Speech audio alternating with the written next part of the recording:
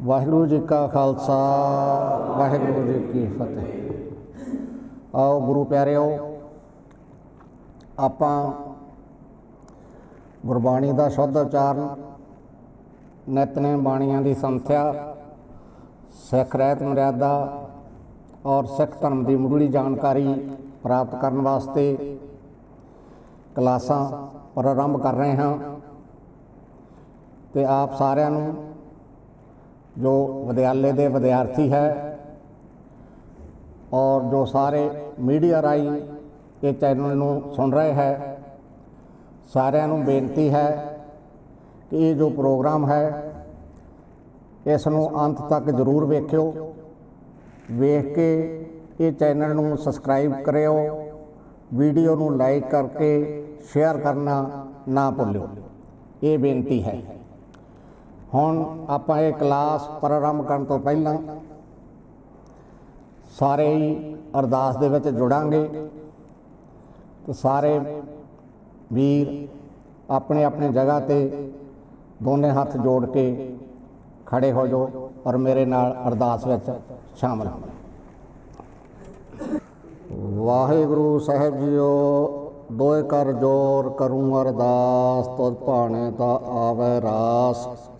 अरदास एक ओंकार वाहिगुरू जी की फतेह। श्री भगवती जी सहाय। वार श्री भगवती जी की पातशाही दसवीं प्रथम भगवती सिमर कै। गुरु नानक लई ध्याए फिर अंगत गुर ते अमरदास। रामदासें होए सहाय। अर्जन हर गोबिंद नो सिमरों श्री हर राय।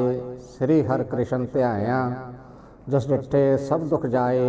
तेग बहादुर सिमरिया करनौ नद्यावे धाए। सब थाई होना जी सहाय। दसवां पातशाह गुरु गोबिंद सिंह साहिब जी सब थाई होना जी सहाय। दसां पातशाहियां दी जोत धन धन श्री गुरु ग्रंथ साहिब जी दे पवित्र पाठ दीदार दा ध्यान करके खालसा जी साहिब बोलो जी वाह। गुरु गुरु साहिब जी दे पंज प्यारे, चार साहिबजादे, 40 मुक्ते, हठियां जपियां तपियां, जिन्हां नाम जपिया वंड छकिया, देग चलाई तेग वाही। देख के अंडिठ किया तिन्हां प्यारियां सचैरां की कमाई का ध्यान करके खालसा जी साहिब बोलो जी वाहिगुरू। जिन्हां सिंघां सिंघणियां ने धर्म हेत सीस दिते, बंद बंद कटाए, खोपरियां लोहाइयां, चरखड़ियां दे चढ़े, आरियां नाल चराए गए। गुरद्वारियां दी सेवा लई कुर्बानियां कीतियां, धर्म नहीं हारिया, तेरे भाणे नूं मिठा ते प्यारा करके मन्निया। तिन्हां ਸਿੰਘਾਂ ਸਿੰਘਣੀਆਂ ਭਚੰਗੀਆਂ ਦੀ कमाई का ध्यान करके खालसा जी साहिब बोलो जी। पंजां तख्तां सरबत गुरद्वारियां का ध्यान करके खालसा जी साहिब बोलो जी वाहिगुरू। प्रथम सरबत खालसा जी की अरदास है जी। सरबत खालसा जी को वाहिगुरू वाहिगुरू वाहिगुरू चेता आवे, चेता उनका सदका। सर्व सुख होए जहाँ जहाँ खालसा जी साहिब, तहाँ तहाँ रछिया रियायत। देग तेग फतेह बिरद की पैज, पंथ की जीत, श्री साहिब जी सहाय। खालसा जी के बोल बाले बोलो जी। बख्शो जी सिखा नूं सिक्खी दान, केस दान, रहत दान, वसाह दान, भरोसा दान, दाना सरदान, नाम दान, श्री अमृतसर जी दे इशनान। चौंकियां झंडे पुंगे जुगो जुग अटल, धर्म का जयकार खालसा जी साहिब बोलो जी वाहिगुरू। आप जी दे सिखां दा मन नीवां, मत उची, मत दा राखा आप अकाल पुरख वाहिगुरू जीओ। अपने पंथ दे सदा सहाई दतार जीओ। श्री ननकाना साहिब ओ गुरद्वारे गुरधाम, जिन्हां तो खालसे पंथ नूं विछोड़िया गया दे खुले दर्शन दार अते सेवा संभाल दा दान अपने खालसा जी नूं बख्शो। हे निमाणियां दे मान, ताणियां दे ताण, निओटियां दी ओट, निआसरियां दे आसरे अकाल पुरख वाहिगुरू जीओ। कीता लोड़िए कम सो हर पै आखिए, कारज दे सवार सतगुर सच साखीए। सच्चे पातशाह जीओ, आप जी ने महान सच्चे पातशाह की कृपा की है। गुरबाणी दे शुद्ध उचारण, नितनेम बाणियां की संथ्या, सिख धर्म की रहत मर्यादा और सिख धर्म की मुढ़ली जानकारी प्राप्त करने वास्ते क्लासां नूं प्रारंभ करन दा आपने उद्यम उपराला बख्शिश किया है। सच्चे पातशाह जीओ, इस दी आग्ञा बख्शिश करो। और ये सारे कारज अकाल पुरख वाहिगुरू जीओ आप सिर मस्तक ते हथ रख के संपूर्ण कराने। सच्चे पातशाह जी होइयां भुल्लां गलतियां नूं माफ़ करना। सही प्यारे मिलो जिन्ना मिलिया आपका नाम चेतावे। नानक नाम चढ़दी कला सरबत दा भला। बोले सो निहाल। वाहिगुरू जी का खालसा वाहिगुरू जी की फतेह। बैठो।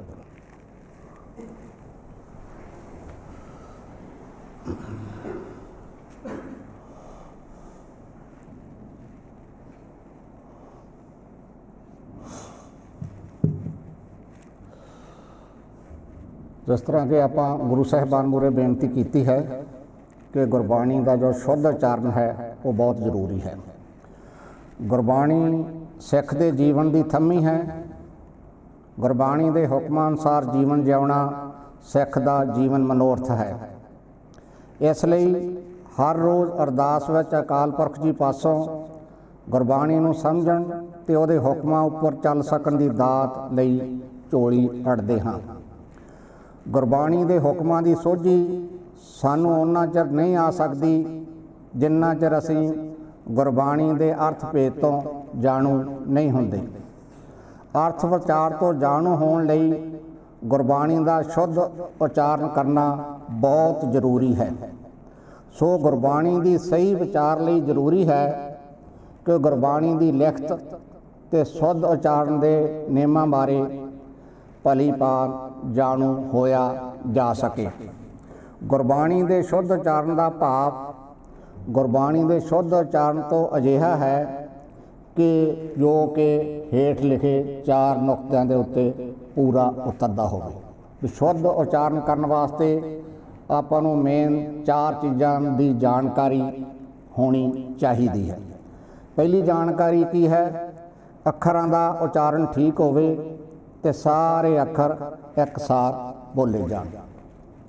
दूसरा है लगा मात्रा का उचारण पूरी तरह शुद्ध रूप दे विच उठाया जावे। तीजा है शब्द जोड़ ठीक ते शुद्ध बोले जाण। चौथा है समुची तुक का उचारण उसनूं 1, 2 या ज़्यादा भागां विच वंड के योग थां ते विश्राम ला के कीता जावे। ये 4 नुकते है किसी भी बाणी का किसी भी भाषा का शुद्ध उचारण करने वास्ते ये 4 नुकतों की जानकारी होनी चाहिए है। और गुरबाणी का भी शुद्ध उचारण करने वास्ते ये आपां एक एक नुकते ते विचार करांगे। और जिहड़े पाठ का लय है वो रसमई होवे। आपां गुरबाणी का शुद्ध उचारण वास्ते किहड़े नुकते है उन्हां दी आपां गलबात कर रहे हैं। उपरोक्त गुणां का संबंध केवल रसना के उचारण नाल ही है, पर गुरबाणी की पारस कला उदों वरतदी है जदों रसना द्वारा शुद्ध उचारण के नाल नाल हिरदा भी शुद्ध ते शुद्ध भावनावां भी होवन। गुरमत अनुसार हरेक मनुख का जीवन उद्देश शुद्ध आचरण की उसारी ते इस दे आरंभ लई गुरबाणी का शुद्ध उचारण जरूरी है। गुरमुख प्यारिओ, आपां भी गुरबाणी के शुद्ध उचारण की कितनी महानता है ये आपां इतिहास दे विच कई साखियां सुनते हैं। उन्हां चों एक साखी है, क्योंकि शुद्ध उचारण की कितनी महानता है वह आपां नूं जदों पता होगा फिर अपनी इधर नूं रुचि होगी और आप इधर नूं वधांगे। आप दे विचों बहुत सारे गुरमुख प्यारिਆਂ ने 6वें पातशाह मीरी पीरी दे मालक धन धन हरगोबिंद साहिब जी उन्हां दे जीवन काल की घटना आप जी ने सुनी होगी कि उस टाइम उन्हां दे दीवान दे विच एक बहुत ही गुरमुख प्यारा भाई गोपाला जी रहिंदे सी ते गुरु साहिबान ने अपने दीवान सजाए हुए सी और दीवान दे विच गुरु हरगोबिंद साहिब जी ने इच्छा प्रगट की कि भाई कोई गुरमुख प्यारा जपजी साहिब का पाठ शुद्ध सुनावे, कोई इस तरह की मतलब हिम्मत करे कि जी जपजी साहब है उसका जोड़ा पाठ है ਉਹਦਾ ਸ਼ੁੱਧ ਪਾਠ ਕਰਕੇ ਸੁਣਾਵੇ। ਤਾਂ ਭਾਈ ਗੋਪਾਲਾ ਜੀ ਸੰਗਤ ਦੇ ਵਿੱਚੋਂ ਉੱਠੇ। ਉੱਠ ਕੇ ਉਹਨਾਂ ਨੇ ਬੜੀ ਹਲੀਮੀ ਦੇ ਨਾਲ ਕਿਹਾ, ਇਹ ਗੁਰੂ ਸਾਹਿਬਾਨ ਜੀ, ਅਗਰ ਆਪ ਬਖਸ਼ਿਸ਼ ਕਰੋ ਤਾਂ ਇਹ ਸੇਵਾ ਮੈਂ ਕਰ ਸਕਦਾ ਹਾਂ, ਪਰ ਅਗਰ ਆਪ ਜੀ ਬਖਸ਼ਿਸ਼ ਕਰੋ ਤਾਂ ਠੀਕ ਹੈ। ਗੁਰੂ ਸਾਹਿਬਾਨ ਬੜੇ ਖੁਸ਼ ਹੋਏ। ਉਹਨਾਂ ਨੇ ਭਾਈ ਗੋਪਾਲਾ ਜੀ ਨੂੰ ਸਾਹਮਣੇ ਜਿਵੇਂ ਹੁੰਦਾ ਸਟੇਜ ਤੇ ਬੁਲਾਇਆ ਤੇ ਭਾਈ ਸਾਹਿਬ ਪਾਠ ਕਰਨ ਲੱਗ ਗਏ। ਔਰ ਭਾਈ ਗੋਪਾਲਾ ਜੀ ਦਾ ਜੋ ਪਾਠ ਸੀਗਾ ਇੰਨਾ ਸ਼ੁੱਧ ਸੀ, ਇੰਨਾ ਰਸਮਈ ਸੀ, ਇੰਨਾ ਪ੍ਰੇਮ ਦੇ ਨਾਲ ਭਿੱਜ ਰਹੇ ਸੀ, ਭਿੱਜ ਕੇ ਪਾਠ ਕਰ ਰਹੇ ਸੀ, ਬੜੀ ਸੁਰਤ ਨੂੰ ਜੋੜ ਕੇ ਪਾਠ ਕਰ ਰਹੇ ਸੀ ਕਿ ਪਾਠ ਸੁਣਦੇ ਸੁਣਦੇ ਇਤਿਹਾਸ ਦੇ ਵਿੱਚ ਜਿਹੜੀ ਸਾਖੀ ਆਉਂਦੀ ਆ, ਮੈਂ ਉਸ ਦੀ ਆਪ ਜੀ ਦੇ ਨਾਲ ਸਾਂਝ ਪਾ ਰਿਹਾ ਵੀ ਜਿਵੇਂ ਜਿਵੇਂ ਗੁਰੂ ਸਾਹਿਬਾਨ ਪਾਠ ਸੁਣ ਰਹੇ ਹੈ, ਉਹ ਥੋੜਾ ਥੋੜਾ ਆਪਣੇ ਆਸਣ ਤੋਂ ਪਾਸੇ ਨੂੰ ਹੋ ਰਹੇ। ਤਾਂ ਫਿਰ ਥੋੜੀ ਦੇਰ ਉਹ ਪਾਸੇ ਨੂੰ ਹੁੰਦੇ ਰਹੇ ਔਰ ਫਿਰ ਗੁਰੂ ਸਾਹਿਬਾਨ ਥੋੜੇ ਉੱਥੇ ਹੀ ਟਿਕ ਗਏ, ਆਸਣ ਦੇ ਉੱਤੇ ਹੀ ਟਿਕ ਗਏ, ਲੇਕਿਨ ਉਹਨਾਂ ਦੀ ਜਿਹੜੀ ਪੋਜੀਸ਼ਨ ਹੈ ਉਹ ਉੱਥੋਂ ਬਦਲੀ ਹੋ ਗਈ। ਤਾਂ ਭਾਈ ਗੋਪਾਲਾ ਜੀ ਨੇ ਵੀ ਆਪਣਾ ਜਿਹੜਾ ਪਾਠ ਹੈ, ਉਹਨਾਂ ਦੇ ਮਨ ਦੇ ਵਿੱਚ ਵੀ ਪਾਠ ਕਰਦਿਆਂ ਕਰਦਿਆਂ ਇਸ ਤਰ੍ਹਾਂ ਦੀ ਭਾਵਨਾ ਆ ਗਈ, ਇਸ ਤਰ੍ਹਾਂ ਦਾ ਖਿਆਲ ਆ ਗਿਆ ਵੀ ਗੁਰੂ ਸਾਹਿਬਾਨ ਬੜੀ ਮਿਹਰ ਕਰਕੇ ਮੈਥੋਂ ਬੜਾ ਸ਼ੁੱਧ, ਬੜੇ ਰਸ ਦੇ ਨਾਲ ਔਰ ਮਨ ਦੀ ਇਕਾਗਰਤਾ ਦੇ ਨਾਲ ਪਾਠ ਕਰਵਾ ਰਹੇ ਹੈ। ਅਤੇ ਇਹ ਗੁਰੂ ਸਾਹਿਬਾਨ ਵੀ ਇਹ ਪਾਠ ਤੋਂ ਖੁਸ਼ ਹੋ ਕੇ ਅਤੇ ਜੋ ਉਹਨਾਂ ਦੇ ਤਬੇਲੇ ਦੇ ਵਿੱਚ ਵਧੀਆ ਘੋੜਾ ਹੈਗਾ ਉਹ ਕਿਤੇ ਮੈਨੂੰ ਦੇ ਦੇਣ ਤਾਂ ਮੈਂ ਆਪਣੇ ਆਪ ਨੂੰ ਖੁਸ਼ਕਿਸਮਤ ਸਮਝੂੰਗਾ। ਪਾਠ ਕਰਦਿਆਂ ਕਰਦਿਆਂ ਇਹ ਭਾਵਨਾਵਾਂ ਭਾਈ ਗੋਪਾਲਾ ਜੀ ਦੇ ਮਨ ਦੇ ਵਿੱਚ ਆ ਗਈਆਂ। ਤਾਂ ਚਲੋ ਪਾਠ ਸੰਪੂਰਨ ਹੋਇਆ ਔਰ ਗੁਰੂ ਸਾਹਿਬਾਨ ਬੜੇ ਖੁਸ਼ ਹੋਏ ਅਤੇ ਉਹਨਾਂ ਨੇ ਪੁੱਛਿਆ ਵੀ ਦੇਖੋ ਭਾਈ ਸਾਹਿਬ, ਤੁਸੀਂ ਬਹੁਤ ਵਧੀਆ ਗੁਰੂ ਨਾਨਕ ਸਾਹਿਬ ਜੀ ਦਾ ਜਿਹੜਾ ਕਲਾਮ ਹੈ ਬਹੁਤ ਹੀ ਸ਼ੁੱਧ, ਬਹੁਤ ਰਸ ਦੇ ਨਾਲ, ਇਕਾਗਰਤਾ ਦੇ ਨਾਲ ਆਪ ਜੀ ਨੇ ਕੀਤਾ ਹੈ ਅਤੇ ਆਪ ਜੀ ਦੀ ਜੋ ਕੋਈ ਵੀ ਤਮੰਨਾ ਹੈ, ਜੋ ਕੋਈ ਵੀ ਇੱਛਾ ਹੈ ਉਹ ਦੱਸੋ, ਅਸੀਂ ਪੂਰੀ ਕਰਾਂਗੇ। ਅਤੇ ਭਾਈ ਗੋਪਾਲਾ ਜੀ ਕਹਿੰਦੇ ਨਹੀਂ ਜੀ, ਗੁਰੂ ਸਾਹਿਬਾਨ ਆਪ ਜੀ ਦਾ ਦਿੱਤਾ ਸਾਰਾ ਕੁਛ ਹੈ। ਗੁਰੂ ਸਾਹਿਬ ਤਾਂ ਜਾਣੀ ਜਾਣਾ ਨਾ ਆਪਣੇ ਸਾਰਿਆਂ ਦੇ ਮਨਾਂ ਦੀਆਂ ਭਾਵਨਾਵਾਂ, ਆਪਣੇ ਅੰਦਰ ਕੀ ਵਰਤਦਾ ਹੈ ਜਾਣੀ ਜਾਣ ਹੈ। ਤਾਈਆਂ ਤਾਂ ਬਾਣੀ ਦੇ ਵਿੱਚ ਸ਼ਬਦ ਬਹੁਤ ਵਾਰੀ ਆਉਂਦਾ ਅੰਤਰਜਾਮੀ, ਮਾ ਸਾਡੇ ਅੰਦਰ ਦੀਆਂ ਜਾਣਨ ਵਾਲਾ, ਉਹ ਤਾਂ ਅੰਦਰ ਦੀਆਂ ਜਾਣਨ ਵਾਲਾ ਹੈ। ਚਲੋ ਜਿਸ ਤਰ੍ਹਾਂ ਹੁੰਦਾ ਹੈ, ਸੁਭਾਅ ਹੁੰਦਾ ਹੈ ਆਪਣਾ ਸਾਰਿਆਂ ਦਾ।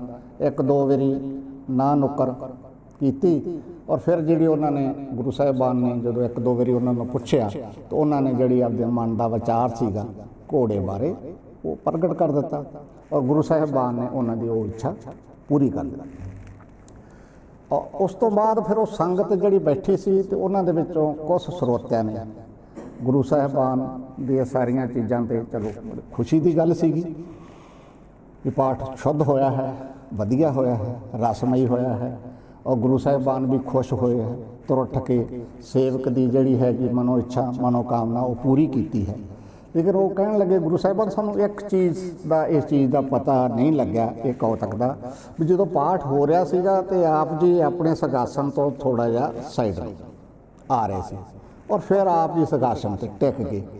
ਇਹ ਜਿਹੜੀ ਕੋਈ ਵਜ਼ਾਰਤ ਹੈ ਇਹਦਾ ਸਾਨੂੰ ਪਤਾ ਨਹੀਂ, ਕਿਰਪਾ ਕਰਕੇ ਇਹਦੇ ਬਾਰੇ ਸਾਨੂੰ ਦੱਸੋ। ਤਾਂ ਗੁਰੂ ਸਾਹਿਬਾਨ ਕਹਿਣ ਲੱਗੇ ਵੀ ਜਦੋਂ ਭਾਈ ਸਾਹਿਬ ਇਹ ਪਾਠ ਕਰ ਰਹੇ ਸੀਗੇ, ਸ਼ੁੱਧ ਪਾਠ ਕਰ ਰਹੇ ਸੀ, ਮਨ ਦੀ ਇਕਾਗਰਤਾ ਦੇ ਨਾਲ ਕਰ ਰਹੇ ਸੀ, ਉਦੋਂ ਮਤਲਬ ਅਸੀਂ ਵੀ ਇੰਨੇ ਤਰੁੱਠੇ ਸੀ ਵੀ ਗੁਰੂ ਨਾਨਕ ਸਾਹਿਬ ਜੀ ਦੀ ਬਾਣੀ ਦਾ ਸ਼ੁੱਧ ਪਾਠ ਕਰਨ ਵਾਲਾ, ਇੰਨਾ ਭਿੱਜ ਕੇ ਔਰ ਰਸ ਦੇ ਨਾਲ ਪਾਠ ਕਰਨ ਵਾਲਾ ਜੋ ਸਿੱਖ ਹੈ ਉਹ ਸੰਗਤ ਦੇ ਵਿੱਚ ਬੈਠਾ ਸੁਸ਼ੋਭਿਤ ਨਹੀਂ ਲੱਗਦਾ, ਉਹ ਤਾਂ ਇਸ ਆਸਣ ਦੇ ਉੱਤੇ ਬੈਠਣ ਦੇ ਕਾਬਲ ਹੈ। ਅਤੇ ਮੈਂ ਮਨ ਦੇ ਵਿੱਚ ਸੋਚ ਰਿਹਾ ਸੀ ਕਿ ਕਿਉਂ ਨਾ ਵੀ ਮੈਂ ਆਪਣੇ ਆਸਣ ਤੋਂ ਉੱਠ ਕੇ ਸੰਗਤ ਬਹਿ ਜਾ ਔਰ ਭਾਈ ਸਾਹਿਬ ਨੂੰ ਇਹ ਜਿਹੜਾ ਆਸਣ ਹੈ ਇਹਦੇ ਤੇ ਸੁਸ਼ੋਭਿਤ ਕਰਾਂ। ਮਤਲਬ ਗੁਰਤਾ ਗੱਦੀ ਦੀ ਗੱਲ ਤੱਕ ਗੁਰੂ ਸਾਹਿਬਾਨ ਦੇ ਮਨ ਦੇ ਵਿੱਚ ਆਈ। ਲੇਕਿਨ ਇਹ ਚੱਲ ਹੀ ਰਿਹਾ ਸੀ ਕਿ ਭਾਈ ਸਾਹਿਬ ਪਾਠ ਕਰਦੇ ਕਰਦੇ ਇਹਨਾਂ ਦੇ ਮਨ ਦੇ ਵਿੱਚ ਇਹ ਭਾਵਨਾ ਘੋੜੇ ਤੱਕ ਸੀਮਿਤ ਹੋ ਗਈ ਅਤੇ ਇਉਂ ਕਰਕੇ ਇਹਨਾਂ ਦੀ ਜਿਹੜੀ ਭਾਵਨਾ ਸੀ ਉਹ ਪੂਰੀ ਕਰਤੀ। ਨਹੀਂ, ਆਪਾਂ ਨੂੰ ਇਹ ਸਿੱਖਿਆ ਮਿਲਦੀ ਹੈ ਸਾਖੀ ਤੋਂ ਬਈ ਗੁਰਬਾਣੀ ਨੂੰ ਸ਼ੁੱਧ ਉਚਾਰਨ ਕਰਨਾ ਤਾਂ ਕਿੰਨਾ ਮਹਾਨਤਾ ਹੈ ਕਿ ਗੁਰੂ ਸਾਹਿਬਾਨ ਆਪਣੇ ਆਸਣ 'ਤੇ ਬਿਠਾਉਣ, ਆਪਣੀ ਜਗ੍ਹਾ 'ਤੇ ਬਿਠਾਉਣ ਉਹ ਤਿਆਰ ਹੋ ਜਾਂਦੇ ਹੈ। ਔਰ ਜੋ ਇੰਨੀ ਸੁਰਤ ਦੇ ਨਾਲ ਗੁਰਬਾਣੀ ਦਾ ਸ਼ੁੱਧ ਉਚਾਰਨ ਕਰਦਾ ਹੈ ਉਹ ਗੁਰੂ ਦਾ ਰੂਪ ਹੀ ਹੋ ਜਾਂਦਾ, ਉਹ ਗੁਰੂ ਦਾ ਰੂਪ ਹੀ ਹੋ ਜਾਂਦਾ, ਗੁਰੂ ਦੀ ਗੋਦ ਦੇ ਵਿੱਚ ਹੀ ਬੈਠ ਜਾਂਦੇ ਹੈ। ਇਹ ਆਪਾਂ ਬਹੁਤ ਸਾਰਿਆਂ ਨੇ, ਆਪ ਗੁਰਮੁਖ ਵੀਰਾਂ ਨੇ ਇਹ ਕਹਾਣੀ ਸਰਵਣ ਵੀ ਕੀਤੀ ਹੋਊਗੀ, ਔਰ ਜਿਨ੍ਹਾਂ ਨੇ ਨਹੀਂ ਹੈ ਆਪਾਂ ਨੂੰ ਇਸ ਚੀਜ਼ ਦਾ ਹੁਣ ਇਹ ਕਹਾਣੀ ਤੋਂ ਪਤਾ ਲੱਗ ਗਿਆ ਹੈ ਕਿ ਗੁਰਬਾਣੀ ਦਾ ਸ਼ੁੱਧ ਉਚਾਰਨ ਕਰਨ ਦੀ ਕਿੰਨੀ ਮਹਾਨਤਾ ਹੈ। ਇਵੇਂ ਹੀ ਜਦੋਂ ਗੁਰਬਾਣੀ ਦਾ ਆਪਾਂ ਸ਼ੁੱਧ ਉਚਾਰਨ ਨਹੀਂ ਕਰਦੇ, ਗਲਤ ਪਾਠ ਕਰਦੇ ਹਾਂ ਤਾਂ ਇਤਿਹਾਸ ਗਵਾਹ ਹੈ ਕਿ ਉਦੋਂ ਆਪਾਂ ਨੂੰ ਝਟਕਾਂ ਦਾ ਵੀ ਸਾਹਮਣਾ ਕਰਨਾ ਪੈਂਦਾ। ਇਹ 10ਵੇਂ ਪਾਤਸ਼ਾਹ ਜੀ ਦੇ ਸਮੇਂ ਦਾ ਦ੍ਰਿਸ਼ਟਾਂਤ ਹੈ ਕਿ 10ਵੇਂ ਪਾਤਸ਼ਾਹ ਜੀ ਦਾ ਸਭਾ ਸੀਗਾ ਔਰ ਦਮਦਮਾ ਸਾਹਿਬ ਦੀ ਇਤਿਹਾਸਕਾਰ ਇਹ ਕਹਾਣੀ ਦੱਸਦੇ ਹੈ ਵੀ ਉੱਥੇ ਉਹ ਸਿੰਘ ਪਾਠ ਕਰ ਰਿਹਾ ਸੀ ਅਤੇ ਉਹ ਪਾਠ ਕਰਦਿਆਂ ਇੱਕ ਉਹ ਤੁਕ ਆਉਂਦੀ ਹੈ, ਕਰਤੇ ਕੀ ਮਿਤ ਕਰਤਾ ਜਾਣੇ ਕਹਿ ਜਾਣੇ ਗੁਰ ਸੂਰਾ। ਇਹ ਤੁਕ ਕਰਤੇ ਕੀ ਮਿਤ ਕਰਤਾ ਜਾਣੇ ਕਹਿ ਜਾਣੇ ਗੁਰ ਸੂਰਾ। ਪਰ ਉਹ ਜਿਹੜੇ ਸੀ ਗੁਰਮੁਖ ਪਿਆਰਾ ਸੀ ਉਹ ਇਸ ਤੁਕ ਨੂੰ ਇਸ ਤਰ੍ਹਾਂ ਪੜ੍ਹ ਰਿਹਾ ਸੀ, ਕਰਤੇ ਕੀ ਮਿਤ ਕਰਤਾ ਜਾਣੇ ਕਿ ਜਾਣੇ ਗੁਰ ਸੂਰਾ। ਮਤਲਬ ਕੱਕੇ ਨੂੰ ਇੱਕ ਲਾ ਕੇ ਪੜ੍ਹ ਰਿਹਾ ਸੀ, ਅਸਲ ਦੇ ਵਿੱਚ ਉੱਥੇ ਕੱਕੇ ਦੇ ਨਾਲ ਦੋ ਲਾਵਾਂ ਜਿਹਨੂੰ ਆਪਾਂ ਦਲਾਈਆਂ ਕਹਿੰਦੇ ਇਹ ਸੀ। ਇਹਦੇ ਨਾਲ ਨਾ ਗੁਰਬਾਣੀ ਦਾ ਅਰਥ ਬਦਲੀ ਹੋਈ। ਜਦੋਂ ਆਪਾਂ ਪੜ੍ਹਦੇ ਕਰਤੇ ਕੀ ਮਿਤ ਕਰਤਾ ਜਾਣੇ ਕਿ ਜਾਣੇ ਗੁਰ ਸੂਰਾ, ਇਹਦੇ ਅਰਥ ਇਉਂ ਹੈ ਵੀ ਜਿਹੜਾ ਕਰਤਾ ਹੈ ਉਹਦੀ ਅਵਸਥਾ ਉਹ ਹੀ ਜਾਣਦਾ ਹੈ, ਕਿ ਜਾਣੇ ਗੁਰ ਸੂਰਾ, ਸੂਰਮੇ ਗੁਰੂ ਨੂੰ ਕੋਈ ਪਤਾ ਨਹੀਂ, ਗੁਰੂ ਦੀ ਨਿੰਦਿਆ ਹੋ ਗਈ। ਅਸਲ ਦੇ ਵਿੱਚ ਕੀ ਹੈ ਉੱਥੇ ਕੇ ਨਹੀਂ ਹੈ, ਕਹਿ ਹੈ। ਕਹਿ ਦਾ ਮਤਲਬ ਜਾਂ, ਕਰਤੇ ਕੀ ਮਿਤ ਕਰਤਾ ਜਾਣੇ ਜਾਂ ਜਾਣੇ ਗੁਰ ਸੂਰਾ। ਚਾਹੇ ਤਾਂ ਕਰਤਾ ਪੁਰਖ ਆਪਣੀ ਉਸ ਨੂੰ ਜਾਣਦਾ ਹੈ, ਆਪਣੀ ਅਵਸਥਾ ਨੂੰ, ਹਾਲਾਤ ਨੂੰ, ਚਾਹੇ ਸੂਰਮਾ ਗੁਰੂ ਜਾਣਦਾ ਹੈ। ਦੇਖੋ ਇਹ ਜਦੋਂ ਆਪਾਂ ਨਹੀਂ ਸ਼ੁੱਧ ਉਚਾਰਨੀ ਕਰਾਂਗੇ ਅਰਥ ਦੇ ਅਨਰਥ ਹੋ ਜਾਣਗੇ ਨਾ। ਅਤੇ ਜਦੋਂ ਇਹ ਪਾਠ ਸੁਣਿਆ ਅਤੇ ਇਤਿਹਾਸ ਦੇ ਵਿੱਚ ਇਹ ਜ਼ਿਕਰ ਹੈ ਕਿ ਗੁਰੂ ਸਾਹਿਬਾਨ ਨੇ ਉਹਨਾਂ ਨੂੰ ਤਾੜਨਾ ਕੀਤੀ ਵੀ ਨਹੀਂ ਭਾਈ, ਬਾਣੀ ਦਾ ਜਿਹੜਾ ਪਾਠ ਹੈ ਉਹ ਸ਼ੁੱਧ ਉਚਾਰਨ ਕਰਨਾ ਹੈ। ਇਹ ਆਪਾਂ ਜਿਹੜੀਆਂ ਇਤਿਹਾਸ ਦੇ ਵਿੱਚੋਂ ਦੋ ਕਹਾਣੀਆਂ ਹੈ, ਪਾਠ ਸ਼ੁੱਧ ਕਰਨ ਦੀ ਮਹਾਨਤਾ ਔਰ ਅਸ਼ੁੱਧ ਕਰਨ 'ਤੇ ਜਿਹੜੀ ਤਾੜਨਾ ਹੈ, ਇਹ ਆਪਾਂ ਨੂੰ ਸੁਚੇਤ ਕਰਨ ਵਾਸਤੇ, ਸਿੱਖਿਆ ਦੇਣ ਵਾਸਤੇ ਇਹ ਸਹਾਈ ਹੈ। ਹੁਣ ਆਪਾਂ ਗੁਰਬਾਣੀ ਦੇ ਸ਼ੁੱਧ ਉਚਾਰਨ ਦੇ ਵਿੱਚ ਇਹ ਚੀਜ਼ ਵੇਖੀ ਹੈ ਕਿ ਗੁਰਬਾਣੀ ਦਾ ਜਦੋਂ ਸ਼ੁੱਧ ਉਚਾਰਨ ਕਰਨਾ ਹੈ ਤਾਂ ਪਹਿਲਾ ਪੁਆਇੰਟ ਆ ਕਿ ਅੱਖਰਾਂ ਦੀ ਜਾਣਕਾਰੀ ਹੋਣੀ ਜ਼ਰੂਰੀ ਹੈ। ਔਰ ਗੁਰਬਾਣੀ ਜਿਹੜੀ ਹੈ ਇਹ ਗੁਰਮੁਖੀ ਲਿਪੀ ਦੇ ਵਿੱਚ ਲਿਖੀ ਹੋਈ, ਪੰਜਾਬੀ ਭਾਸ਼ਾ ਹੈ, ਲਿਪੀ ਇਹਦੀ ਗੁਰਮੁਖੀ ਹੈ। ਉਹ ਜਿਹੜੀ ਗੁਰਮੁਖੀ ਹੈ ਉਹਦੀ ਵਰਨਮਾਲਾ ਦੇ ਜਿਹੜੇ ਅੱਖਰ ਹੈ ਉਹ 35 ਹੈ। ਅਤੇ ਇਉਂ ਕਰਕੇ ਆਪਾਂ ਸੁਣਦੇ ਵੀ ਹੈ ਵੀ ਇਹ 35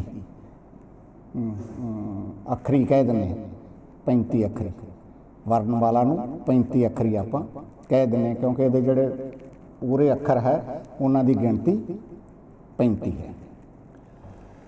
ਅਤੇ ਇਹ ਆਪਾਂ ਨੂੰ ਅੱਖਰਾਂ ਦੀ ਜਾਣਕਾਰੀ ਹੋਣੀ ਚਾਹੀਦੀ ਹੈ ਔਰ ਹਰੇਕ ਅੱਖਰ ਦਾ ਉਚਾਰਨ ਕਿਵੇਂ ਕਰਨਾ, ਜਦੋਂ ਆਪਾਂ ਨੂੰ ਇਹ ਚੀਜ਼ ਬੇਸਿਕ ਪਤਾ ਹੋਊਗੀ ਫਿਰ ਹੀ ਆਪਾਂ ਅੱਗੇ ਵੱਧ ਸਕਾਂਗੇ। ਅਤੇ ਇੱਥੇ ਆਪਾਂ ਇਹ ਵੇਖ ਰਹੇ ਹਾਂ ये अपनी गुरमुखी की वर्णमाला है। ਇਹਦਾ उच्चारण किवें करना है मैं अगे अगे उच्चारण करूँगा, आप जी मेरे पिछे पिछे बोलोगे, ठीक है। ऊड़ा ऐड़ा ईड़ी ससा हाहा कक्का खखा गग्गा घग्गा ngंगा चच्चा छच्छा जज्जा झज्जा नंया टैंका ठट्ठा डड्डा ढड्डा नाना तत्ता थत्था दद्दा तद्दा नन्ना पप्पा फफ्फा बब्बा पब्बा मम्मा यैया रारा लल्ला वावा डाड़ा। ਇਹ 35 ਅੱਖਰ ਹੋ ਗਏ ਵਰਨਮਾਲਾ ਦੇ। ਇਹ ਵਰਨਮਾਲਾ ਦੇ 35 ਅੱਖਰਾਂ ਦੇ ਵਿੱਚੋਂ ਹੀ 6 ਅੱਖਰ ਲਏ ਗਏ ਹੈ, ਉਹਨਾਂ ਦੇ ਪੈਰ ਦੇ ਵਿੱਚ ਬਿੰਦੀ ਹੈ। ਇਹ ਵੀ ਆਪਾਂ ਉਚਾਰਨ ਕਰ ਲੈਂਦੇ ਹਾਂ ਬਾਚੇ ਵਿੱਚ। ਸੱਸੇ ਬਿੰਦੀ ਛਾ ਬੋਲੇ, ਖੱਖੇ पैर बिंदी ख बोले, गग्गे पैर बिंदी ग बोले, जज्जे पैर बिंदी ज बोले, फफे पैर बिंदी फ बोले। लल्ला अखर भी हैगा, वो आप इत्थे मंशन कर देंगे। लल्ले पैर बिंदी ल बोले।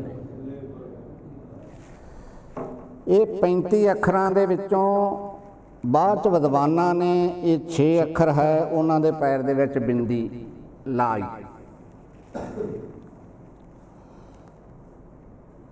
ये पख बिंदी क्यों लाई, ये भी मैं आप जी दे नाल सांझ पाऊंगा। हुण ये जिहड़े 35 अखर है, 35 अखरां दे विच आपां मैं उच्चारण करके आप जी नूं दस्सिआ। ਇਹਦੇ ਵਿੱਚੋਂ ਕੁਝ ਅੱਖਰ ਇਸ ਤਰ੍ਹਾਂ ਦੇ ਹੈਗੇ ਆ ਜਿਨ੍ਹਾਂ ਦੇ ਵਿੱਚ ਆਪਾਂ ਨੂੰ ਥੋੜਾ ਉਚਾਰਨ ਦੇ ਵਿੱਚ ਦਿੱਕਤ ਹੈ ਜਾਂ ਇੱਕ ਉਚਾਰਨ ਦੇ ਵਿੱਚ ਆਪਣੀ ਭਿੰਨਤਾ ਹੈ, ਉਹ ਮੈਂ ਆਪ ਜੀ ਨੂੰ ਦੱਸੂਗਾ। ਇੱਕ ਤਾਂ ਨਾ ਇਹ ਐੜਾ ਹੈ,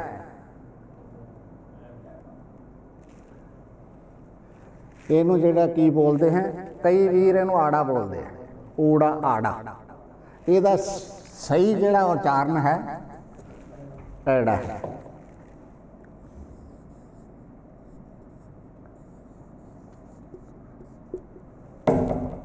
ठीक है, आपां अज तो बाद ऐसे बोल जिन्हां दे मूँह ते आड़ा चढ़िया होया ना, आपां ऐड़ा बोल। इहदे विच अपना थोड़ा बहुत इलाके का कह लो, समझ दी कह लो, जिवें पढ़ाई उहदा फर्क है कि ये आपां करांगे।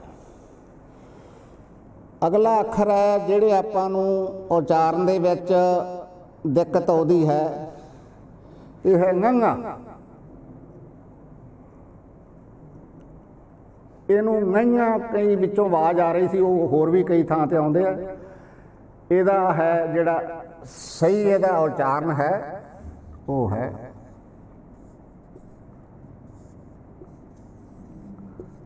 ngंगा। ngंगा नहीं पता नहीं बच्चा होना सही उच्चारण की है ngंगा की सही उच्चारण है। हाँ, ये जिहड़ा ngंगा अखर है गुरबाणी दे विच जदों आप पढ़ोगे, ये गग्गे दे थां ते आया। बहुत वारी बाणी दे विच आए आपां नूं मिलदा है। ज्ञान पावन अखरी चाहुंदा है, और भी ਆਪਾਂ पढ़ना इनू ज्ञान ही है। ज्ञान मतलब ਇਹਦਾ ਗਿਆਨ ਹੈ।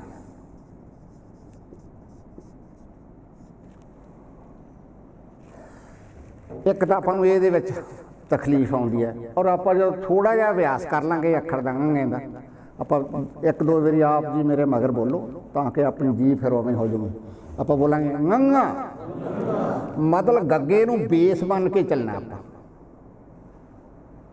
ਕਿਉਂਕਿ ਇਹ ਜਿਹੜਾ ੰਘਾ ਹੈ ਇਹ ਗੱਗੇ ਦੀ ਰਿਪਲੇਸਮੈਂਟ ਹੈ ਗੁਰਬਾਣੀ 'ਚ। ਇਹਦੇ ਵਿੱਚੋਂ ਗੱਗੇ ਦਾ ਭਾਵ ਜਦੋਂ ਲੈ ਕੇ ਆਪਾਂ ਕਰਾਂਗੇ ਤਾਂ ਸਹੀ ਉਚਾਰਨ ਹੋ ਜਾਊ। ਸਮਝ ਗਏ ਨਾ ਜਿਹੜੀ ਮੈਂ ਗੱਲ ਆਪ ਜੀ?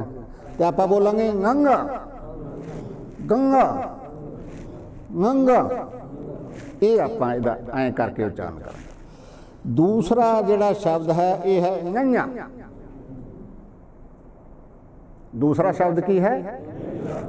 ਇਹ ਗੁਰਬਾਣੀ ਦੇ ਵਿੱਚ ਜੱਜੇ ਦੀ ਰਿਪਲੇਸਮੈਂਟ ਹੈ।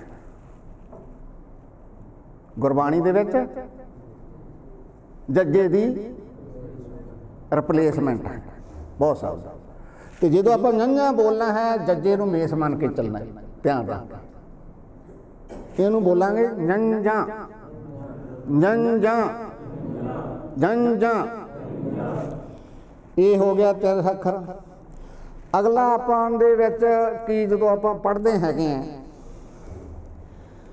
ਤੇ ਇਹਨਾਂ ਦੇ ਵਿੱਚ ਣਾਣੇ ਦੇ ਵਿੱਚ ਔਰ ਨੰਨੇ ਦੇ ਵਿੱਚ ਬਹੁਤ ਥਾਂ ਤੇ ਹੈ ਣਾਣਾ ਲਿਖਿਆ ਹੁੰਦਾ ਹੈ, ਆਪਾਂ ਨੰਨਾ ਪੜ੍ਹਦੇ ਹਾਂ। ਨੰਨਾ ਲਿਖਿਆ ਹੁੰਦਾ ਹੈ, ਆਪਾਂ ਉਚਾਰਨ ਣਾਣਾ ਕਰਦੇ ਹਾਂ। ਨਹੀਂ, ਣਾਣੇ ਦੀ ਆਵਾਜ਼ ਣਾਣਾ ਹੀ ਹੈ, ਣਾ ਕਰਕੇ ਹੈ। ਨੰਨੇ ਦੀ ਆਵਾਜ਼ ਨਾ ਕਰਕੇ ਹੈ, ਅਣਾ ਔਰ ਨਾ। ਗੁਰਬਾਣੀ 'ਚ ਬਹੁਤ ਸਾਰੇ ਸ਼ਬਦ ਇਸ ਤਰ੍ਹਾਂ ਦੇ ਹੈਗੇ ਆ ਕਿ ਉਹਨਾਂ ਦਾ ਆਖਰ ਦੇ ਵਿੱਚ ਬਹੁਤ ਥਾਂ ਤੇ, ਜਿਵੇਂ ਮੈਂ ਹੁਣ ਪਾਣੀ ਹੈ ਤੇ ਦੂਸਰੇ ਥਾਂ ਤੇ ਪਾਣੀ ਦਾ ਮਤਲਬ ਪਾਣੀ ਪੀਣ ਵਾਲਾ, ਦੂਸਰੇ ਥਾਂ ਤੇ ਐਂ ਲਿਖਿਆ ਹੋਇਆ। ਜਦੋਂ ਆਪਾਂ ਅਰਥ ਵੇਖੋਗੇ ਪੀਣ ਵਾਲਾ ਪਾਣੀ ਹੈ, ਲੇਕਿਨ ਆਪਾਂ ਇੱਥੇ ਇਹਨੂੰ ਪਾਣੀ ਪੜਾਂਗੇ, ਇੱਥੇ ਇਹਨੂੰ ਪਾਣੀ ਪੜਾਂਗੇ। ਅਰਥ ਵੀਰੋ ਦੋਨਾਂ ਦਾ ਸੇਮ ਹੈ। ਆਪਾਂ ਜਦੋਂ ਬਾਣੀ ਪੜ੍ਹਦੇ ਹਾਂ ਆਪਾਂ ਨੂੰ ਤੁਕ ਤੋਂ ਪਤਾ ਲੱਗ ਜਾਂਦਾ ਹੈ ਇੱਥੇ ਵੀ ਅਰਥ ਕੀ ਆਉਂਦਾ। ਧਿਆਨ ਨਾਲ ਪੜ੍ਹਦੇ ਹਾਂ ਨਾ, ਅਰਥ ਬੇਸ਼ੱਕ ਪਾਣੀ ਹੈ ਪਰ ਜੋ ਇਹਦੀ ਆਵਾਜ਼ ਹੈ ਆਪਾਂ ਉਹ ਇਹ ਆਪਾਂ ਤੋਂ ਜਾਣੇ ਅਣਜਾਣੇ ਦੇ ਵਿੱਚ ਜਦੋਂ ਆਪ ਜੀ ਦੇ ਨਾਲ ਵਿਚਰਦੇ ਹਾਂ, ਕਲਾਸਾਂ ਪਾਠ ਕਰਦੇ ਹਾਂ, ਸੁਣਦੇ ਹਾਂ, ਤੇ ਮੈਂ ਨਹੀਂ ਕਹਿੰਦਾ ਕੋਈ ਜਾਣ ਕੇ ਪਾਠ ਗਲਤ ਕਰਦਾ, ਲੇਕਿਨ ਕਈ ਚੀਜ਼ਾਂ ਆਪਣੇ ਧਿਆਨ 'ਚ ਨਹੀਂ ਹੁੰਦੀਆਂ। ਤੇ ਜਦੋਂ ਚੀਜ਼ਾਂ ਕੁਛ ਵੀ ਨਹੀਂ ਹੈ ਨਾ, ਹੁਣ ਆਪਣੇ ਧਿਆਨ ਦੇ ਵਿੱਚ ਆ ਗਈ ਤੇ ਆਪਣੇ ਮਨ ਦੇ ਵਿੱਚ ਕੋਈ ਕਨਫਿਊਜ਼ਨ ਨਹੀਂ ਵੀ ਅਰਥ ਤਾਂ ਇਹਦੇ ਹੈ, ਲੇਕਿਨ ਇਹ ਆਪਾਂ ਜਿਹੜਾ ਅੱਖਰ ਹੈ ਆਪਾਂ ਉਸੇ ਦੀ ਆਵਾਜ਼ ਕਰਨੀ ਸ਼ੁਰੂ। ਅੱਗੇ ਆਪਾਂ ਇਹ ਦੋ ਚੀਜ਼ਾਂ ਦਾ ਇਹ ਹੋ ਗਿਆ, 5 ਅੱਖਰਾਂ ਦਾ ਹੋ ਗਿਆ, ਜਿਸ 'ਚ ਆਪਾਂ ਤੋਂ ਸੁਭਾਵਿਕ ਤੌਰ ਤੇ ਥੋੜ੍ਹੀ ਬਹੁਤ ਇਹ ਹੋ ਜਾਂਦੀ ਹੈ, ਗਲਤੀ ਹੋ ਜਾਂਦੀ। ਧਿਆਨ ਆਪਾਂ ਇਹਨਾਂ ਦਾ ਦੇਖਣਾ। ਹੋਰ ਅੱਖਰ ਯਈਆ, ਇਹਦੇ ਐਂ ਹੈ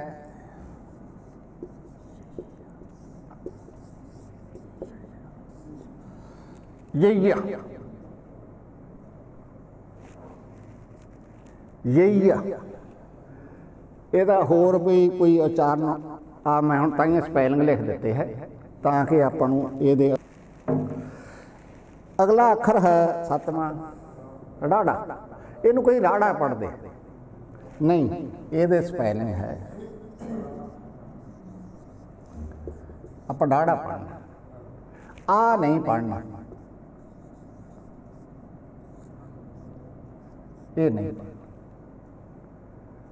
ਇਹ ਆਪਾਂ ਤੋਂ ਸੁਭਾਵਿਕ ਜਿਹੀਆਂ ਗਲਤੀਆਂ ਹੁੰਦੀਆਂ, ਉਹ ਮੈਂ ਆਪ ਜੀ ਦੇ ਧਿਆਨ ਦੇ ਵਿੱਚ ਲਿਆਂਦੀਆਂ। ਇਹ ਜਿੰਨੀਆਂ ਚੀਜ਼ਾਂ ਮੈਂ ਮਹਿਸੂਸ ਕੀਤੀਆਂ ਹੈ ਉਹ ਆਪ ਜੀ ਦੇ ਧਿਆਨ ਦੇ ਵਿੱਚ ਮੈਂ ਲਿਆਂਦੀਆਂ ਹੈ। ਇਸ ਤੋਂ ਇਲਾਵਾ किसी वीर ने ये जिहड़ी अपनी 35 है ये उचारण और किसी अखर की बनावट के बारे कुछ पूछना होवे, कोई किसी के मन दे विच सवाल होवे तो आप जी पूछ सकते हैं।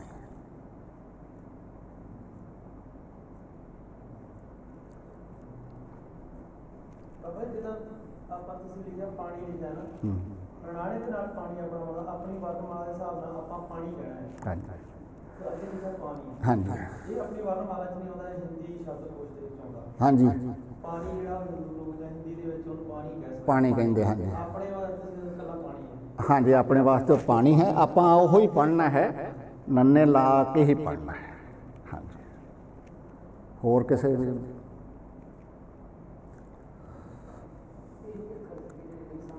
हाँ जी हाँ बस वो की है ये सुभावक। मैं तो वही कहना जो आप जी के नाल विचरते रहने 5-6 अखरां दे विच अपने डिफरेंसिस है, तो जो आपको पता लग गया है और जो शुद्ध उचारण थोड़ी जी प्रैक्टिस के नाल आपां कर लेंगे, थोड़ी जी प्रैक्टिस के नाल ये सारी चीज़ हो जाती है।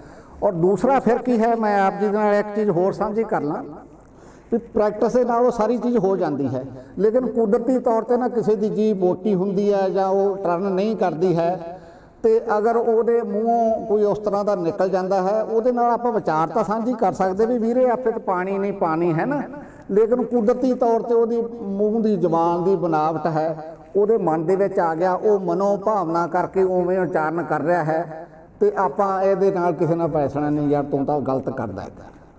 गल है भावना नूं समझ के शुद्ध उचारण करना, तो जे किसी वजह करके वो नहीं हो रहा है तो इउं नहीं कि मैं वो बाणी पढ़ रहा है तो उवें उचारण नहीं हो रहा है तो गलती हो रही है तो यदा मैनूं नुकसान हो, कोई नुकसान नहीं। आप अपने मनों तनों गुरु साहिबान के डर भय दे विच रह के आपदे अलों जिहड़े जानकारी है उस दे अनुसार आप शुद्ध उचारण करने की कोशिश करनी। जे किसी कारण करके नहीं है या अपनी कमी पेशी है रहना आप डर भय दे विच है, आप कोई जान के नहीं कर रहे तो वो जे कई वीर भैन भी हाँ जिवें वो क्या है बई वो उत्थे ताड़ना की गई है, वो ताड़ना है भी जान बुझ के जान गैली करके, जान बुझ के जान गैली करके आप कोई गलत काम कर रहे हैं तो फिर आप ताड़ना के हकदार हैं। जे अणगहली नहीं भावना साडी शुद्ध है किसी ना किसी कारण करके वो नहीं हो रहा है तो वह आपां नूं इउं नहीं कि आपां गुरबाणी पढ़नी समझनी विचारनी और वो अमल करना चल जाना। ठीक है चलो हुण आपां अगला पड़ाव करते हैं। ये हो गया आपां 35 अखर समझ आ गया। उस तो बाद है ना 35 अखरां दे विच आ 3 अखर हैगे आ ऊड़ा ऐड़ा ईड़ी, ये स्वर का काम करते हैं। हाँ चल कोई नहीं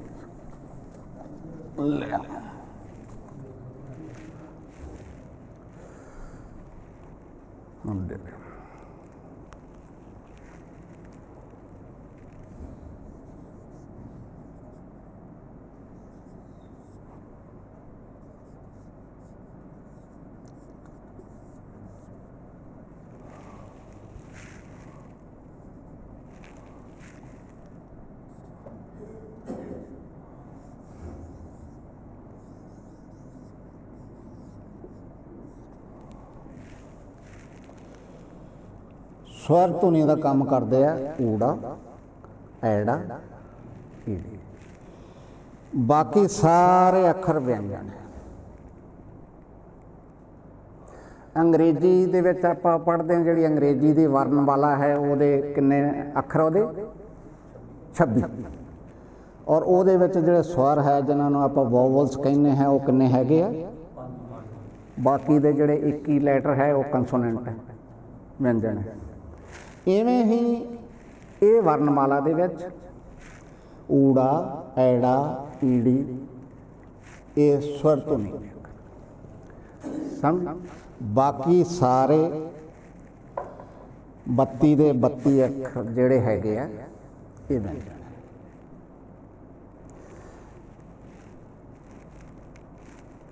इन्हां दे विच जइया और वावा गुरबाणी दे विच ਇਹ अर्ध स्वर का काम करते हैं।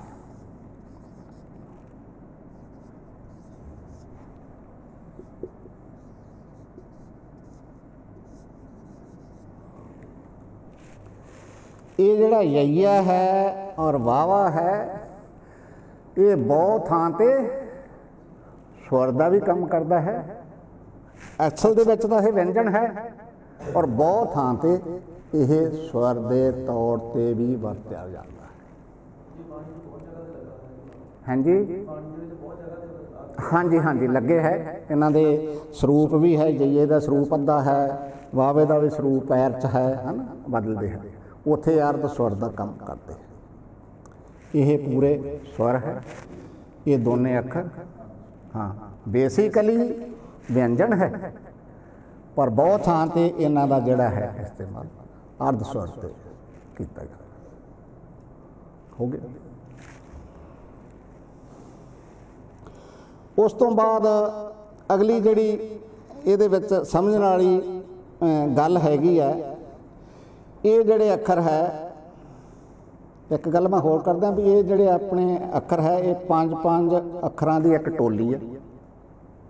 एक लाइन दे विच पंज है।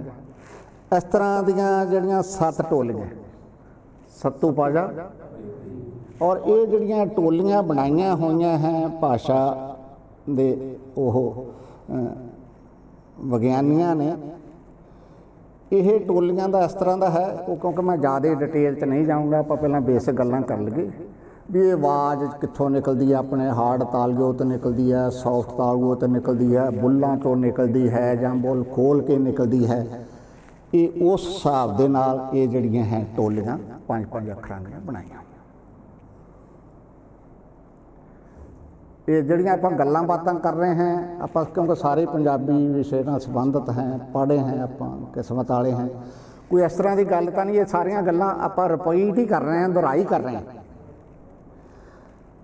कोई इउं नहीं है कि कई चीज़ां आपां कोई पहली बारी जे कोई होवे तां आपां तुसीं ओह मेरे नाल सांझ पा सकते हैं, आपां उहनूं होर क्लैरीफाई करने की कोशिश करांगे। ਇਹਦੇ ਵਿੱਚ ਹੋਰ ਜਿਹੜੀ ਅਗਲੀ ਹੈ ਇਹ ङङਾ हो गया, ञञा हो गया, णाणा हो गया, नन्ना हो गया, मम्मा हो गया। ਇਹਨਾਂ ਦਾ ਜਿਹੜਾ ਉਚਾਰਨ ਹੈ 5 ਅੱਖਰਾਂ ਦਾ ਇਹ ਨਾਸਕੀ ਆਪਾਂ ਵੇਖਾਂਗੇ। ङङा, ञञा, णाणा, नन्ना, मम्मा, नक वजदी निकलदी ना। ਇਹ 5 ਅੱਖਰਾਂ ਨੂੰ ਨਾਸਕੀ ਧੁਨ वाले व्यंजन भी किया जाता है। इन्हां दी आवाज़ तो ही है चीज़ां आपां नूं पता है, आपां सारियां चीज़ां दोहराई कर रहे हैं। और ये जदों की है जदों आपां बाणी नूं पढ़ांगे इन्हां दी आवाज़ दा जदों आपां नूं अखर आउणगे तो आवाज़ आपां जे कोशिश करांगे, जदों आपां नूं पता भी ये नासकी है, पहली गल तो सुभाविक ही आपां नूं जदों अंडरस्टैंडिंग है तो अपनी आवाज़ उवें ही आ जाती है। जे किते अंडरस्टैंडिंग नहीं है, थोड़ा जिहा अपने अभ्यास च कमी है तो ध्यान च आ जाऊगा भी हाँ यार ये जिहड़ा है ङङा है या ञञा है ये नासकी है, तो मैं कोशिश करा नक दे विच दी आवाज़ करन दी तां कि इहदा शुद्ध उच्चारण हो जाए। बस इहदा इन्ना ही। अगला है ਇਹਦੇ ਵਿੱਚ 5 ਅੱਖਰ इस तरह के है जिन्हां दी दूरी धुनी है, डबल आवाज़ है। वो हैगे आ घग्गा, झज्जा, ढड्डा, धद्दा, पप्पा। ये एक पोजीशन ते जदों किसी भी शब्द के शुरू दे विच हुंदे है, कल्ले यही नहीं, क्योंकि इन्हां दी दोहरी धुनी है, इउं करके मैं इन्हां दे बारे गल कर रहा हैं। उदों इन्हां दी जिहड़ी अपनी ओरिजिनल आवाज़ है व्यंजन स्वर वाली, उदों इन्हां दी उही आवाज़ आउगी। किसी भी शब्द दे आपां 1-2 जड़ियां है एग्जाम्पलां इत्थे सांझियां आप जी नाल करूँगा। इन्हां दी जो आवाज़ है व्यंजन के तौर पर घग्गा, झज्जा, ढड्डा, धद्दा, पब्बा। घग्गा क, ਚੱਜਾ ਚ, ਟੱਡਾ ਟ, ਤੱਦਾ ਤ, ਭੱਬਾ ਪੋ। ਇਹੀ ਇਹਨਾਂ ਦੀ ਆਵਾਜ਼ ਆਉਣੀ ਤੁਹਾਨੂੰ ਆਉਂਦੀ। ਇਹ ਕਿਸੇ ਵੀ ਸ਼ਬਦ ਦੇ ਸ਼ੁਰੂ ਦੇ ਵਿੱਚ ਹੈ ਤੇ ਇਹਨਾਂ ਦੀ ਜਿਹੜੀ ਆਪਣੀ ਵਿਅੰਜਨ ਕੰਸੋਨੈਂਟ ਦੇ ਤੌਰ ਤੇ ਜਿਹੜੀ ਧੁਨੀ ਹੈ, ਜਿਹੜੀ ਆਵਾਜ਼ ਹੈ, ਜਿਹੜੀ ਲੈਅ ਹੈ, ਉਹ ਹੀ ਆਉ। ਪਰ ਜਦੋਂ ਇਹਨਾਂ ਦੀ ਸ਼ਬਦ ਦੇ ਵਿੱਚ ਪੋਜੀਸ਼ਨ ਦੂਜੇ ਜਾਂ ਤੀਜੇ ਸਥਾਨ ਤੇ ਹੋ ਜਾਂਦੀ ਹੈ ਤੇ ਇਹਨਾਂ ਦੀ ਜਿਹੜੀ ਆਵਾਜ਼ ਹੈ ਉਹ ਆਪਣੀ ਓਰੀਜਨਲ ਆਵਾਜ਼ ਨਹੀਂ ਰਹਿੰਦੀ, ਹੋਰ ਆਵਾਜ਼ ਨਿਕਲਦੀ ਹੈ। ਉਹ ਕੁਛ ਐਗਜ਼ਾਮਪਲਾਂ ਇਹਨਾਂ ਦੇ ਪੰਜਾਂ ਦੀਆਂ ਮੈਂ ਆਪ ਜੀ ਦੇ ਨਾਲ ਸਾਂਝੀਆਂ ਕਰ ਲੈਣਾ ਹੈ। ਕੱਲ੍ਹ ਨੂੰ ਮੈਂ ਵੀਰਾਂ ਨੂੰ ਬੇਨਤੀ ਕੀਤੀ, ਤੁਹਾਡੇ ਕੋਲ ਵੀ ਨੋਟਬੁੱਕ ਆ ਜਾਣਗੀਆਂ, ਫਿਰ ਜਿਹੜੀ ਚੀਜ਼ ਤੁਸੀਂ ਨੋਟ ਕਰਨਾ ਚਾਹੁੰਦੇ ਹੈ ਉਹ ਨੋਟ ਕਰ ਲਿਆ ਕਰਾਂਗੇ।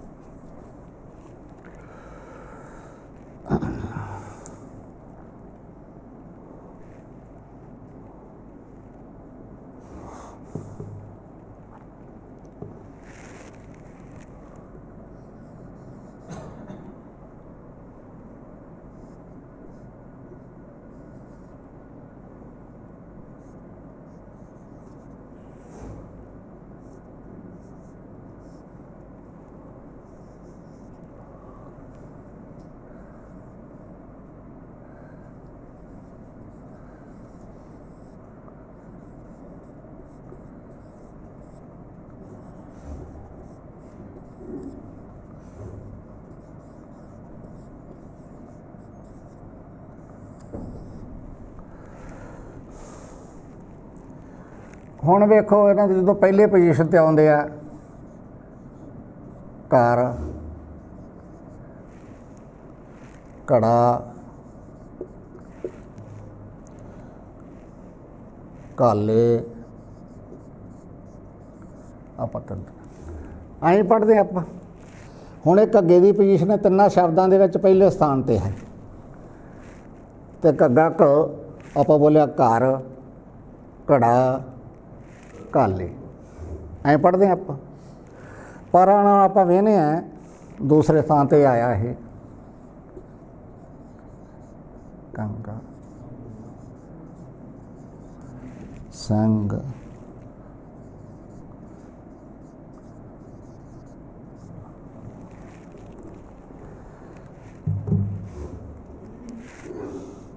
ਹੁਣ ਵੇਖੋ ਇੱਥੇ ਆਪਾਂ ਕੀ ਬੋਲਦੇ ਇਹਨੂੰ, ਕੰਗਾ। ਮਤਲਬ ਇਹਦੇ ਵਿੱਚ ਘੱਗੇ ਦੇ ਵਿੱਚ ਗੱਗੇ ਦੀ ਆਵਾਜ਼ ਮਿਲ ਗਈ, ਐਵੇਂ ਬੋਲਦੇ ਨਾ ਆਪਾਂ। ਕੰਘਾ ਤਾਂ ਨਹੀਂ ਕਹਿੰਦੇ ਗੇ, ਜਿਵੇਂ ਇੱਥੇ ਘਰ ਕਿਹਾ ਸੀ ਐਂ ਤਾਂ ਨਹੀਂ ਕਹਿੰਦੇ। ਇੱਥੇ ਵੀ ਆਪਾਂ ਸਿੰਘ ਤਾਂ ਨਹੀਂ ਕਹਿੰਦੇ ਗੇ, ਆਪਾਂ ਕਹਿੰਦੇ ਸਿੰਘ। ਮਤਲਬ ਜਿਹੜਾ ਗੱਗਾ ਹੈ ਉਹ ਇਹਦੇ ਵਿੱਚ ਹੈ। ਪਲੰਗ,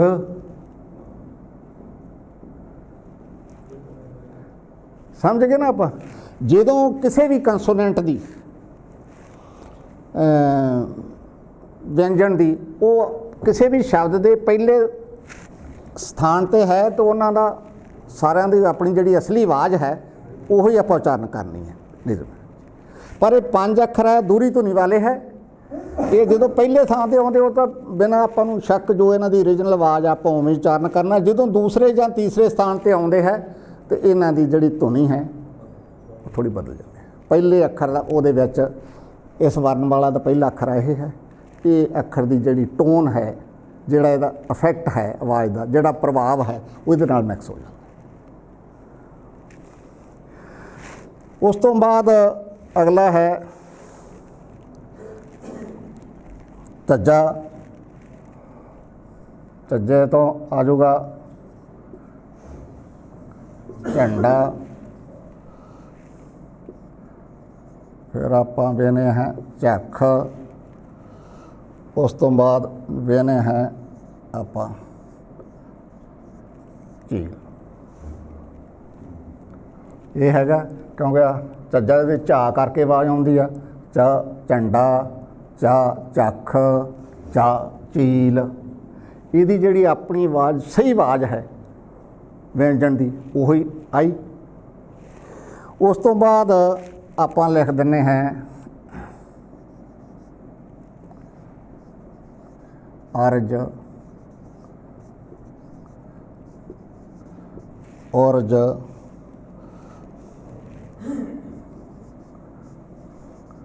मझ। हुण वो आवाज़ जिहड़ी है बदल गई ना। आप इत्थे आर च नहीं कहांगे, उर च नहीं कहांगे, मझ नहीं कहांगे। आप क्या अर्ज, उर्ज, मझ। इदों पहला अखर किहड़ा है? ਇਹਦਾ प्रभाव ਆਪਾਂ ਨੂੰ ਇਹ दिखाई दे रहा ना। याद करने वास्ते भी सौखा है। एक बारी बस अपने ध्यान च पहला आप जी ने पढ़िया ही होना है। मैं तो थोड़ा दराई आप कर रहे हैं, कोई इस तरह की गल कोई नवी चीज़ मैं तो नहीं कर रहा है, ना ही मेरे को कोई नवी चीज़ हैगी। इवें ढड्डा है, पहला आप आउंदा है ढीठ, ढाल, ढाणी। अपनी उही है अखर जिहड़ी उहदी ओरिजिनल आवाज़ है। अगर ये दूसरे थां ते आऊगा, जिवें हो गया सुंड, घुंड,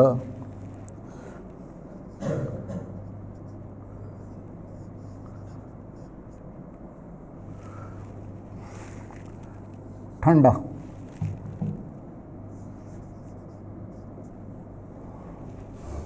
हुण दूसरे थां ते आप जी का खुद ही समझदार है। आप सुंड नहीं बोलते, आप सीधे बोलते सुंड, घुंड, ठंडा। ਇਹਦੇ ਵਿੱਚ ਕੀ ਹੈ ਆਪਾਂ ਵੇਖ ਰਹੇ ਹੈਗੇ ਆ, ਇਹਦੀ ਧੁਨੀ ਦਾ ਪ੍ਰਭਾਵ ਇਹਦੇ ਵਿੱਚ।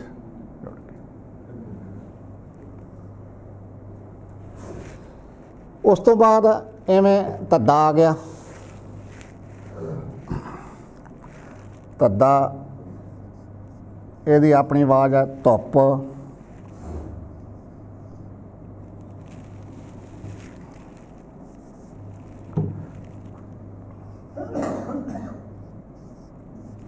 ਧਨੀ, ਧਰਤੀ। दूसरा है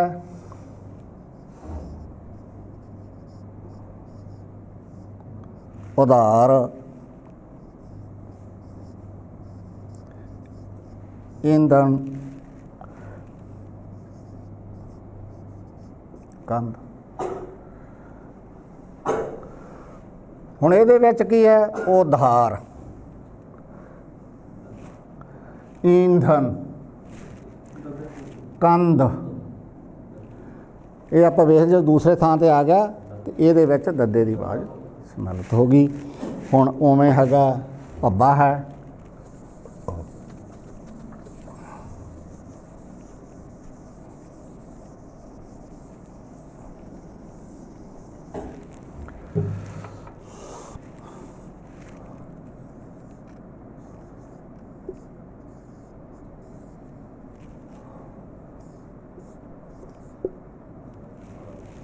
सुक गया कि गया काम तो।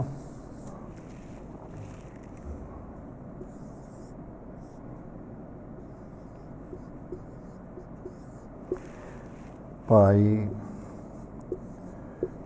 भरा,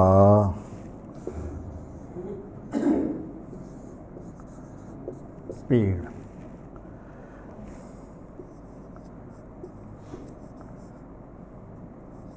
खंभ, नाभि,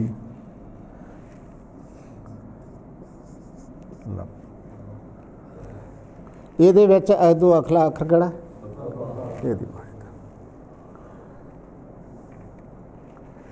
ਸਮਝ ਗਏ?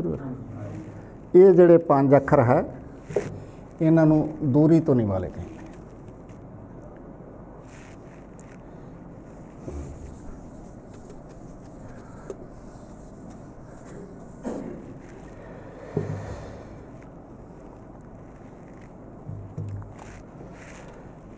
हुण अगला है भी अपने को आ जड़े अखर है ना पैर च बिंदी वाले, ये जड़े 6 के 6 अखर है ये वर्णमाला दे ही है, कोई एक्सट्रा नहीं है, उस कट के है। लेकिन उन्होंने ऑलरेडी वर्णमाला 35 अखरां दे विच अपने को अवेलेबल है, मौजूद है। ਉਹਨਾਂ ਦੇ ਵਿੱਚੋਂ ਹੀ ਇਹ ਕੱਢ ਕੇ ਉਹਨਾਂ ਦੇ ਪੈਰ ਦੇ ਵਿੱਚ ਬਿੰਦੀ। ਇਹਦਾ ਕਾਰਨ ਇਹ ਆਪ ਜੀ ਤਾਂ ਵੈਸੇ ਸੂਝ-ਬੂਝ ਵਾਲੇ ਹੈ, ਫਿਰ ਵੀ ਦੁਹਰਾਈ ਵਾਸਤੇ ਦੱਸ ਰਿਹਾ ਮੈਂ। ਗੁਰਬਾਣੀ ਹੈ ਨਾ, ਉਹਦੀ ਜਿਹੜੀ ਲਿਪੀ ਗੁਰਮੁਖੀ ਹੈ, ਪਰ ਉਹਦੇ ਵਿੱਚ ਕਈ ਭਾਸ਼ਾ ਮੇਨ 13 ਭਾਸ਼ਾ ਹੈਗੀਆਂ। ਉਹਨਾਂ ਦੇ ਵਿੱਚ ਅਰਬੀ, ਫਾਰਸੀ, ਪਾਸ਼ਤੋ, ਹਿੰਦੀ, ਸੰਸਕ੍ਰਿਤ, ਰੇਖਤਾ, ਇਹ ਸਾਰੀਆਂ ਆਪਭ੍ਰਸ਼, ਤੇ ਇਹ ਮਰਾਠੀ, ਗੁਜਰਾਤੀ, ਇਸ ਤਰ੍ਹਾਂ ਦੀਆਂ ਮੇਨ 13 ਭਾਸ਼ਾ ਵਿਦਵਾਨਾਂ ਨੇ ਖੋਜ ਕੀਤੀ ਹੈ। ਤੇ ਅਰਬੀ ਔਰ ਜਿਹੜੇ ਫਾਰਸੀ ਦੇ ਸ਼ਬਦ ਹੈ ਨਾ, ਉਹ ਵੀ ਗੁਰਬਾਣੀ ਦੇ ਵਿੱਚ ਆਏ ਹੈ। ਹੁਣ ਜਿਹੜੇ ਅਰਬੀ ਔਰ ਫਾਰਸੀ ਦੇ ਸ਼ਬਦ ਔਰ ਕੁਝ ਸ਼ਬਦ ਜਿਹੜੇ ਉਰਦੂ ਦੇ ਹੈ, ਉਹਨਾਂ ਦਾ ਜਿਹੜਾ ਉਚਾਰਨ ਹੈ ਉਹ ਪੰਜਾਬੀ ਗੁਰਮੁਖੀ ਅੱਖਰਾਂ ਦੇ ਪੈਰ ਦੇ ਵਿੱਚ ਜਦੋਂ ਆਪਾਂ ਬਿੰਦੀ ਲਾ ਕੇ ਉਚਾਰਨ ਕਰਾਂਗੇ ਤਾਂ ਉਹਦਾ ਸਹੀ ਉਚਾਰਨ ਹੋਵੇਗਾ। ਗੁਰਬਾਣੀ ਦੇ ਵਿੱਚ ਪੈਰ 'ਚ ਬਿੰਦੀ ਨਹੀਂ ਮਿਲੂਗੀ, ਪਰ ਆਪਾਂ ਨੂੰ ਪਤਾ ਹੈ ਇਹ ਫਾਰਸੀ ਲੈਂਗੁਏਜ ਦਾ ਸ਼ਬਦ ਹੈ। ਆਪਾਂ ਨੂੰ ਉਸੇ ਆਧਾਰ 'ਤੇ ਉਹਦਾ ਉਚਾਰਨ ਕਰਾਂਗੇ, ਫਿਰ ਹੀ ਆਪਾਂ ਗੁਰਬਾਣੀ ਦਾ ਸ਼ੁੱਧ ਉਚਾਰਨ, ਉਸ ਚੀਜ਼ ਦੀ ਪੂਰਨਤਾ ਜਾਂ ਉਹਨੂੰ ਪ੍ਰਾਪਤੀ ਕਰਨ ਵਾਸਤੇ ਇਹ ਜਿਹੜੇ 6 ਹੈ ਲੱਲਾ ਵੀ ਆਉਂਦਾ ਹੈ, ਇਹ ਵਿਦਵਾਨਾਂ ਨੇ ਬਾਅਦ 'ਚ ਕੀਤੇ। ਤੇ ਇਵੇਂ ਕਹਿ ਲਈਏ ਕਿ ਜਿਵੇਂ ਆਹ 5 ਅੱਖਰ ਦੂਰੀ ਧੁਨੀ ਦੇ ਹੈ, ਇਹ ਵੀ ਜਿਹੜੇ 5 ਅੱਖਰ ਹੈ 6 ਦੂਰੀ ਧੁਨੀ ਦੇ, ਇਹਨਾਂ ਦੀ ਵੀ ਦੂਰੀ ਧੁਨੀ। ਇਹ ਆਪਣੀ ਜਗ੍ਹਾ 'ਤੇ ਤਾਂ ਸਾ ਕਰਨਗੇ। ਜਦੋਂ ਆਪਾਂ ਗੁਰਬਾਣੀ ਦੇ ਵਿੱਚ ਐਂ ਲਿਖਿਆ ਹੋਊਗਾ ਬਹੁਤ ਸਾਰੇ ਥਾਂ 'ਤੇ,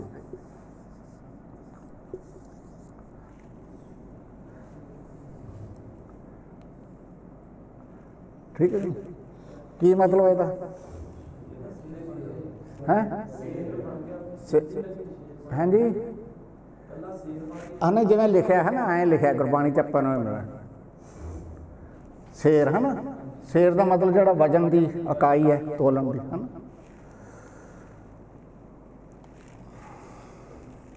ਤੇ ਗੁਰਬਾਣੀ ਦੇ ਵਿੱਚ ਆਉਂਦਾ ਹੈ ਚੰਗਿਆਈ ਆਲਕ ਕਰੇ ਬਰਿਆਈ ਹੋਏ ਸ਼ੇਰ।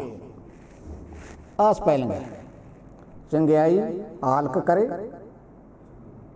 ਬਰਿਆਈ ਹੋਏ ਸ਼ੇਰ, ਲਿਖਿਆ ਆਹ ਹੈ। ਪਰ ਉੱਥੇ ਹੁਣ ਭਾਵਾਰਥ ਆਹ ਸਪੈਲਿੰਗ ਦੇ ਨਹੀਂ ਆ ਰਹੇ। ਉੱਥੇ ਜਿਹੜਾ ਜਾਨਵਰ ਹੈ ਉਹਦਾ ਭਾਵਾਰਥ ਆ ਰਿਹਾ, ਤੇ ਜਿਹੜੇ ਭਾਵਾਰਥ ਆ ਰਹੇ ਨਾ ਉਸ ਦੇ ਹਿਸਾਬ ਦੇ ਨਾਲ ਆਪਾਂ ਲਿਖਿਆ ਨਹੀਂ ਹੋਊਗਾ ਉੱਥੇ, ਲੇਕਿਨ ਅਰਥ ਜਾਨਵਰ ਦਾ ਆ ਰਿਹਾ ਹੈ।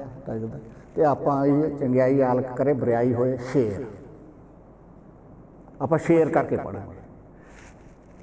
ਦੂਰੀ ਤੋਂ ਨਹੀਂ ਹੋਗੀ ਨਾ ਇਹਦੀ, ਤਿਉਂ ਕਰਕੇ 6 ਲੈਟਰ ਜਿਹੜੇ ਇਹ ਵੀ ਹੈ, ਇਹ ਵੀ ਦੂਰੀ ਧੁਨੀ ਦੇ ਉਹਦੇ ਵਰਗ ਦੇ ਵਿੱਚ ਆਉਂਦੇ ਹੈ। ਹੁਣ ਆਪਾਂ ਇਹ ਜਿਹੜੀ ਵਰਨਮਾਲਾ ਹੈ ਇਹਦੀ ਗਿਣਤੀ,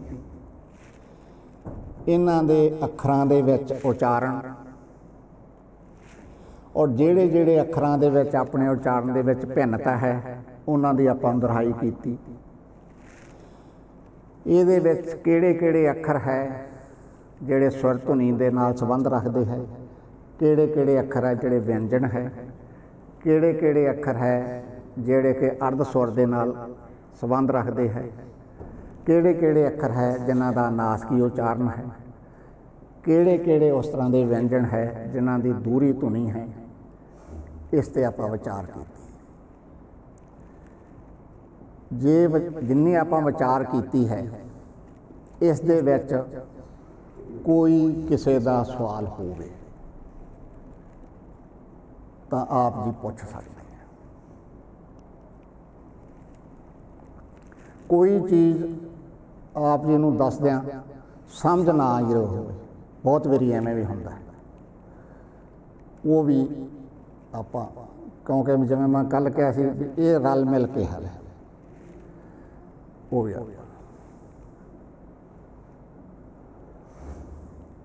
ये जो गुरबाणी नूं शुद्ध उचारण करन दे टाइम जिहड़े 4 नुकते आपां नूं पता होना चाहिए है कि वो 4 नुकतिਆਂ ਦੇ ਵਿੱਚੋਂ ਪਹਿਲਾ है ਅੱਖਰਾਂ ਦਾ सही उचारण। ਉਹਦੇ ਬਾਰੇ ਆਪਾਂ ਅੱਜ ਦੀ ਕਲਾਸ ਤੇ ਜੇ ਆਪ ਜੀ ਦਾ ਕੋਈ ਸ਼ੱਕ ਨਹੀਂ ਹੈ ਤੇ ਅੱਜ ਦੀ ਜਿਹੜੀ ਕਲਾਸ ਹੈ ਇਹਦੀ ਇੱਥੇ ਆਪਾਂ ਹੀ ਸਮਾਪਤੀ ਕਰਦੇ ਹਾਂ। ਵਾਹਿਗੁਰੂ ਜੀ ਕਾ ਖਾਲਸਾ ਵਾਹਿਗੁਰੂ ਜੀ ਕੀ ਫਤਿਹ। ਕਰ ਦਿਓ।